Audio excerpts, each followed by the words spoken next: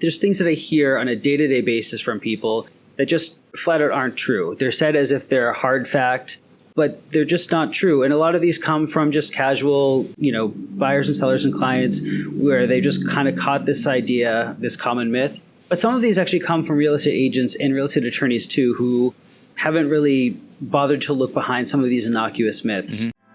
You found the Real Estate Law Podcast, because real estate is more than just pretty pictures, and law goes well beyond the paperwork and courtroom arguments. If you're a real estate professional or looking to build real estate expertise, then welcome to the conversation and discover more at realestatelawpodcast.com. Welcome to the Real Estate Law Podcast.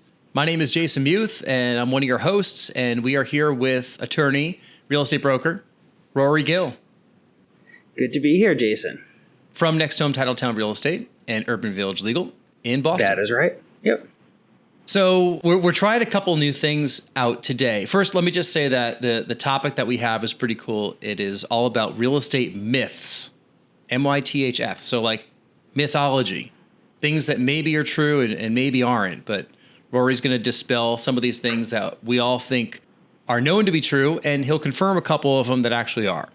And we'll get it. We can't really tease what it is just yet. I know haunted houses is on the list, and what is a legal bedroom, that's coming up too. But pause that for now. We can't tease it, but I'm going to tease it. Yes, good job.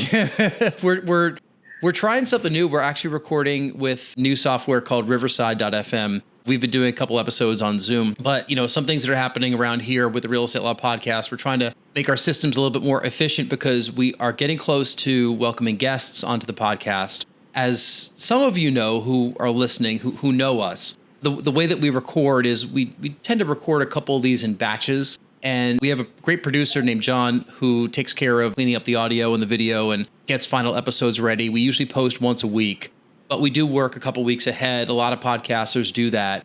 And we just wanted to get a bunch of new episodes up live before we started soliciting for guests. But we're going to start doing that soon. So if you are listening to this and would love to be a guest on this podcast and you have a topic about real estate or real estate law, or you just want to chat with us for whatever reason on camera, then you could reach out to either one of us. You can email me, jason@nexthometitletown.com or rory@nexthometitletown.com, and we'll schedule you. We're trying out the new software because we heard this was pretty cool. So we got a free trial, and if we like this, then we will subscribe to this. It was pretty easy to get into the room, right?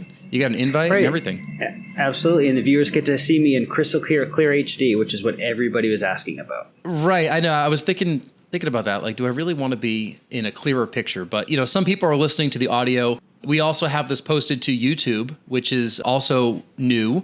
And we are also posting this to Instagram TV, Next Home Titletown Real Estate page. So hopefully there's lots of different ways that people can listen to us and find out all they want to know about real estate law. All right. With that said, let's get into the topic for this week. We are talking about common myths about real estate laws. So Rory, tell us about what these myths, like you hear a lot of stuff in your everyday comings and goings in dealing with buyers and sellers and developers and all these folks that are in the real estate world. In thinking through these myths, it was not hard to come up with some. There's things that I hear on a day-to-day basis from people that just flat out aren't true. They're said as if they're a hard fact, but they're just not true. And a lot of these come from just casual, buyers and sellers and clients where they just kind of caught this idea, this common myth. But some of these actually come from real estate agents and real estate attorneys too, who haven't really bothered to look behind some of these innocuous myths. Mm-hmm. So there's some interesting ones that I want to throw out here. And if this works, there are plenty of other myths and misunderstandings out there that we can uncover and debunk in the future.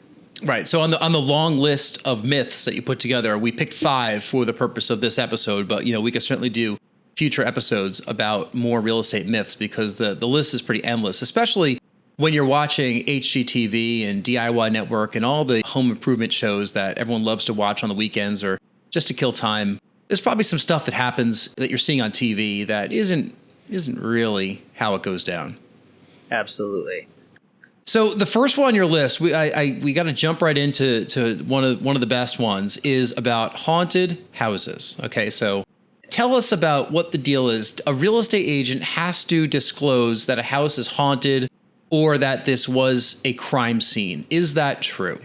Yeah, so this is one of the biggest myths that I've heard. And in some other states, the rule is a little bit different, but there's the idea that a real estate agent has to let you know that if a house was haunted or if it's a crime scene. So sorry to start off with such a dark myth, but that's a myth that I do hear all the time, that a real estate agent has to disclose if a house or a home was a crime scene or a haunted house. That's not true at all. And this is one of the easiest ones to debunk because there's a specific Massachusetts law that says that a real estate agent has no obligation whatsoever to disclose if a property is, quote, psychologically impacted by a murder, suicide, felony, or an alleged haunting. I don't know how you'd prove that in the first place, but that's clearly the rule in Massachusetts. It's to prevent stigmatized property from being depressed in the market. If there's nothing wrong with the actual home itself, it's not up to the real estate agent to look into the paranormal or the spiritual on your behalf. If the home is structurally sound, that's where the real estate agent's obligations end. So buyer beware. If the home was built on top of, I don't know, old graveyard, it probably wouldn't have been done, right? Because grave sites are pretty well preserved. But if some crimes happened many years ago and some bodies might have been buried down below the foundation in some neighborhoods here in Boston, and if those properties are still haunted by those spirits, you don't have to say anything. In that particular situation, you might have a scenario where there's a legal impediment to the house, where the house could be threatened with demolition to restore the cemetery or something like that. That's a whole different thing because that's a practical concern for the house. But if somebody says that they saw, a ghost in the upstairs, that's not something the real estate agent has to pay any mind to, has no obligation to disclose whatsoever. And if a buyer comes back all upset with the real estate agent for not disclosing it, that real estate agent's protected 100% by Massachusetts law. The only caveat I have to real estate agents is to avoid the I don't know when you do know of a situation. Obviously, a haunting's kind of a ridiculous situation, but if there's a crime in the home and the real estate agent does know about it, it is a misrepresentation for the real estate agent to say, I don't know, but the real estate agent would be within the right to say, I prefer not to disclose that information or go into that. So ridiculous is all about perspective. I mean, come on, the paranormal is something a lot of people believe in. You have to think back to the episode of the Brady Bunch back when the kids didn't want the house sold. So they pretended like it was haunted and they had ghosts and everything, and Alice got scared. I mean, that's what we're talking about, right? Right, but see, you're citing the Brady Bunch as the reason why we should be disclosing this information. Yes, well, I mean, that was a moment in history. I mean, I remember that episode so clearly, but that's just me. Maybe reluctant tenants that don't want to leave can try to sabotage a sale with that, but you're not going to see that in MLS listing, and the real estate agent's not going to tell you anything about that. Okay, all right. So don't have to say anything if the house is haunted. Now, what about myth number 2? Is it up to the real estate agent to disclose all the problems they find out about the house? Now, we're not talking about paranormal. We're not talking about haunting. We're just talking about problems that the agent knows, like true or false. So now we're getting into kind of a more practical application of the same thing. But we do hear all the time that it's up to the real estate agent to disclose everything that's wrong with the property. If you go find something else that's wrong with the property, you should sue the real estate agent because they should have disclosed it to you. That's not the rule, at least not here in Massachusetts. The real estate agent's obligation is not to mislead or make any misrepresentations to the buyer or the seller. And that's kind of where the obligations here end. There are a lot of ways where that comes into play, and there are a lot of times where you may want to proactively disclose problems with the property as a sales method. If things are going to get caught in the home inspection, if things are going to undermine your reputation, or if they're just otherwise going to get in the way, or if you want to build trust, proactively disclosing things can be a really good idea. But the real estate agent here is not under any obligation to investigate the property. It's not up to the real estate agent, the listing agent, to crawl around and take a look to see if there are problems with the property. It's not up to the listing agent to disclose everything that might be wrong with the property. But the listing agent has to walk a fine line where they don't misrepresent anything with the property. And again, I don't know can be a misrepresentation when you do in fact know. Now, a lot of properties these days are going under agreement without inspection contingencies. Now, those that are still going forward with inspections, and I kind of feel bad for the home inspector industry these days with such a hot market. since maybe they're busy, maybe they're not. But think about if there was a home inspection and an agent is there at the inspection and they find out some stuff that the buyer then backs out as a result. So you put the house back on the market. What do you do with that information? So if the listing agent's informed of material problems with the home, there does come a point at which some things do have to be disclosed in order to prevent a misrepresentation from being made. Kind of a fundamental understanding when you're listing a home for sale and the description says something, come make this your home, your family will love it here, or anything along those lines, you're suggesting that a home is habitable in the condition that it is now. And if you do find information that undercuts that message, well, now you have to disclose it in order to prevent that misrepresentation. So representing a property as move-in ready, or just in a way that a common consumer would think that the home is habitable as it is.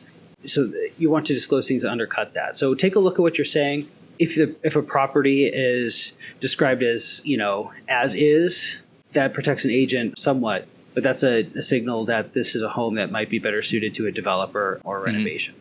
Okay. So haunting, disclosures with problems, myth 1, myth 2, myth 3. There is a way to exempt yourself from property taxes. So this is a crazy myth that I've heard on multiple occasions, and I'm not sure if this is coming from a certain segment in the political world, but there's a myth out there that you can exempt yourself somehow from property taxes. You hear this in some maybe really activist libertarian circles, that there's some legalistic ways that you could, send a letter refusing to pay your property taxes, or there's some sort of constitutional right to personal sovereignty. None of that is true. The municipality has the full right to charge you property taxes. You're not going to get out of it, and the municipality will win that battle. There are some programs out there that minimize your property tax exposure. For example, residential exemptions in some communities if it's your primary residence, a circuit breaker tax credit that helps some senior citizens. But no, you're not going to get out of paying your real estate property tax. Okay, you mentioned a couple of things here I want to unpack a little bit. Let's say that you buy a building that might have been an old church or something, and they renovate it and convert it into condos. The church is probably exempt from paying property taxes in many places. So are you now exempt from paying property taxes? No, but you may luck out in a couple tax bills that as the municipality has to catch up and reassess the property for its new use, you may get the benefit of one or two skip tax bills, but that they will catch up to you and that use will end. Okay. Now, what about, let's talk about like just here in Boston, because you did mention residential exemptions, and I don't know this, but I'm guessing that there are residential exemptions throughout the country in lots of municipalities. Talk about Boston specifically, since we know that rule, as to how to get a residential exemption on your property taxes, because we have that, and those are things I know that in the past you've helped take care of at the closing or soon after the closing. But I also know some people that thought they had the exemption, and then for some reason the next tax bill came in the following year, and the exemption that they thought they had went away. So talk through that a little bit. So sure. So Boston has a primary resident exemption on your property tax, which exempts a certain amount of your value to start. So it's about $270,000 of value. The first $270,000 of value is exempt from property tax. That is a moving target and changes year to year, but it's a significant tax savings for it being your primary residence. In order to qualify, you have to submit paperwork on time, and you have to submit it the first quarter of the calendar year after you've owned the property for a full year. That's your window to apply for the very valuable tax exemption. If you miss it, you have to wait another year to apply. There's no going back. When you buy a property from a seller who already has the residential exemption, you benefit from that for your first few property tax bills, whether or not you actually are entitled to the tax exemption. So again, the city is a little slow to catch up with the transactions by design. So if you're buying it from somebody who used the home as a primary resident, then you'll enjoy the exemption from day one. In fact, there would be no lapse when you apply for it yourself. But if you buy a property from somebody who didn't use it as a primary residence, you're not going to enjoy the benefits until your second year of ownership. Right. But I think that the key there in the the former example is if you purchase a property in Boston from somebody who does have the residential exemption, there's a transaction right now. So you might see your tax bills and the exemption will be there. But then the next year, if you didn't apply yourself during the window, that exemption might go away, right? Mm-hmm. And then suddenly your tax bill is higher and you're going to say, well, what happened here? I thought I had the exemption. And the answer is, well, you also have to apply because you just purchased the property. Yeah, the city is fairly good about getting that notice out to home buyers at the time to apply, but it's ultimately your responsibility. If they have the wrong address on file or the mailman loses it, there are no do-overs. So if you owned a property on January 1st, 2021, and you want to get the exemption, the first calendar quarter of 2022 is when you're going to be able to apply and get that for yourself. And be sure to do it if you already have the exemption carried over from the seller, still apply for it in your own name. So, and those are Boston rules. I mean, since that's where you're based, but let's encourage people who are listening to this, who are probably listening around the country, if not around the world, to look at their municipality. So what should they be doing? They should talk to their real estate agent. They should go to the city website where they live and find out what the rules are. Like, how would you recommend somebody, for example, in Seattle or Houston or Little Rock?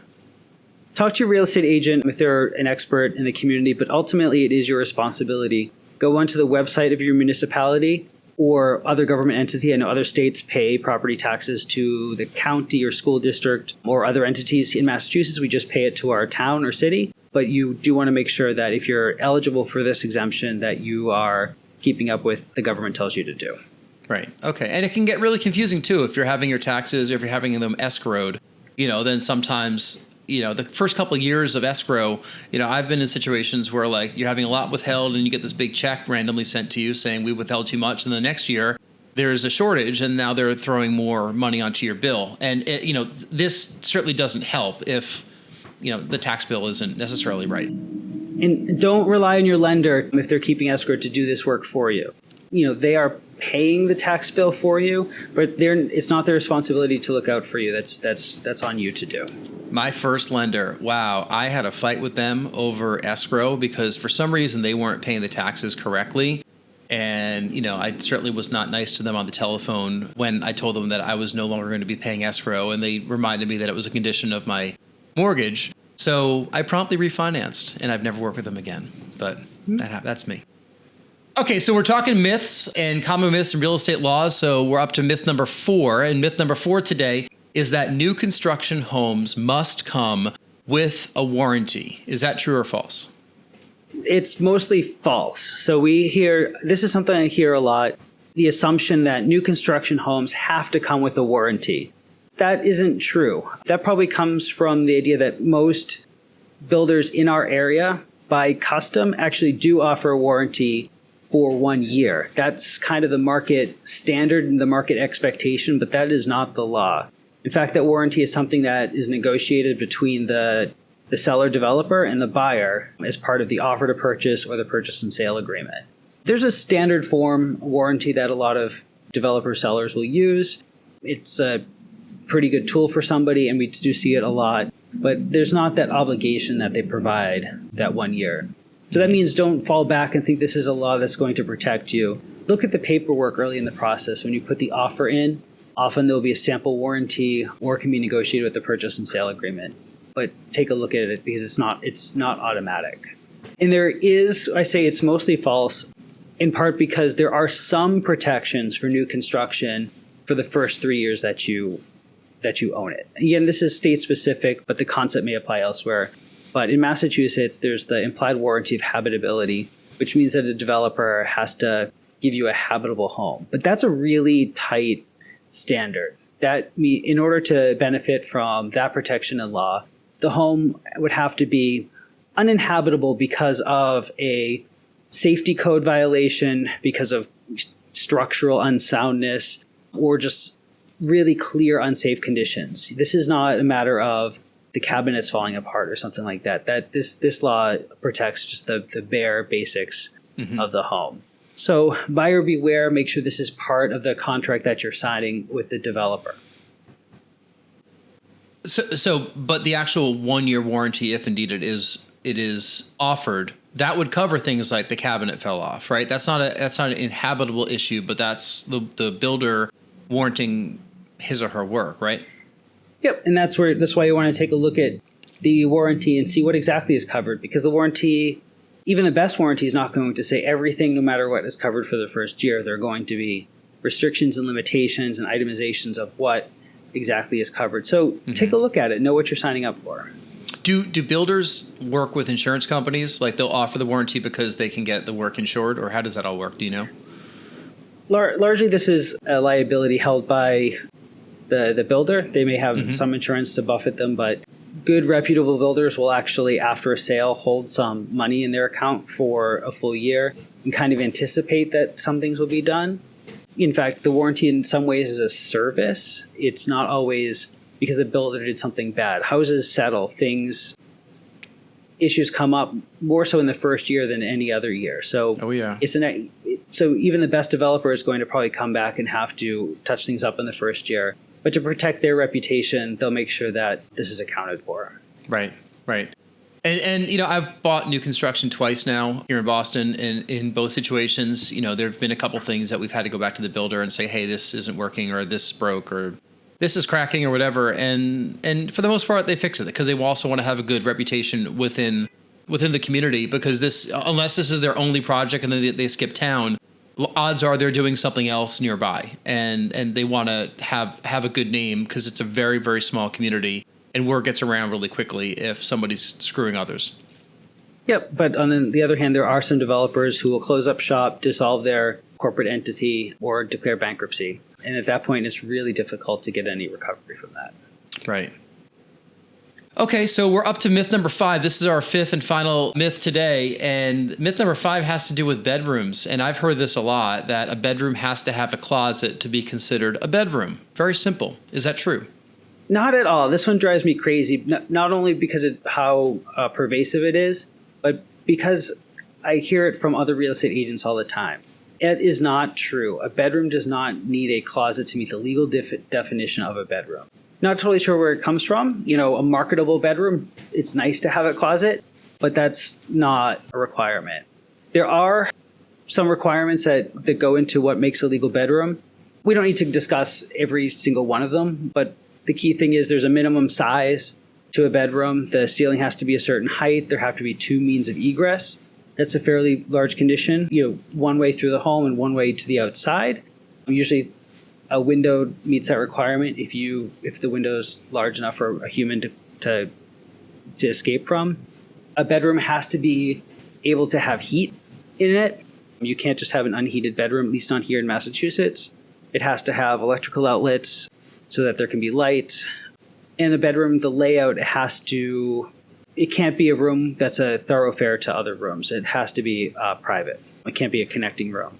But those are descriptions of the layout of the room. There's nothing in there that says there has to be a closet. And can you call it a bedroom without a closet, or does it have to be called a study? I'm guessing you can call it a bedroom. You can call it a bedroom. As long as it meets those requirements in there. So there are situations where a private room may be called a study, but it might fail one of the other dimensional requirements that exist for the bedroom. Got it. So bedroom does not have to have a closet. That we're saying it here. Nope, but I bet I'm going to hear this one told as if it's a hard and true fact by the end of the weekend from somebody else. But I hear this one all the time. That's not a requirement. Delete that one from your memory. There are requirements out there, but that's not one of them. Now, what if there's a ghost in a closet? Does the broker have to disclose that?